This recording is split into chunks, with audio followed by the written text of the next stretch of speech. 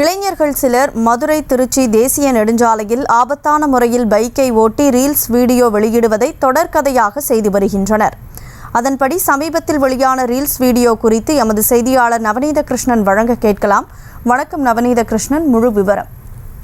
நிச்சயமாக கனிமொழி, நாளுக்கு நாள் நாளொரு மேனியும் பொழுதொரு வண்ணமுமாக இளைஞர்கள் தங்களுடைய மொபைல் போன் மற்றும் கேமராக்களை வைத்து ரீல்ஸ் பதிவு செய்வது அதிகமாகி வரக்கூடிய வேளையிலே மதுரை மாவட்டத்தை பொறுத்தவரை மதுரை மாநகர் பகுதிகளில் இருக்கக்கூடிய வைகை ஆற்றங்கரை மற்றும் பறக்கும் பாலம் உள்ளிட்ட பகுதிகளிலே தொடர்ந்து காவல்துறையினர் ரோந்து பணியில் ஈடுபட்டதன் காரணமாக நகர் பகுதிகளில் ரீல்ஸ் எடுத்து பதிவு செய்வது கம்மியாகி இருக்கக்கூடிய நிலையிலே தற்போது பார்த்தோமேனால் நாம் பார்க்கக்கூடிய காட்சி மதுரை ஒத்தக்கடை பகுதி மற்றும் மதுரை திருச்சி தேசிய நெடுஞ்சாலை பகுதிகளிலே ஆபத்தான முறையில் தலைக்கவசம் இல்லாது வாகனங்கள் அதிகமாக செல்லக்கூடிய பகுதிகளிலே இளைஞர்கள் ரீல் செய்து திரைப்பட பாடல்களுக்கு ஏற்றார் போல் அதை பதிவேற்றம் செய்திருப்பது சர்ச்சையை கிளப்பியிருக்கிறது.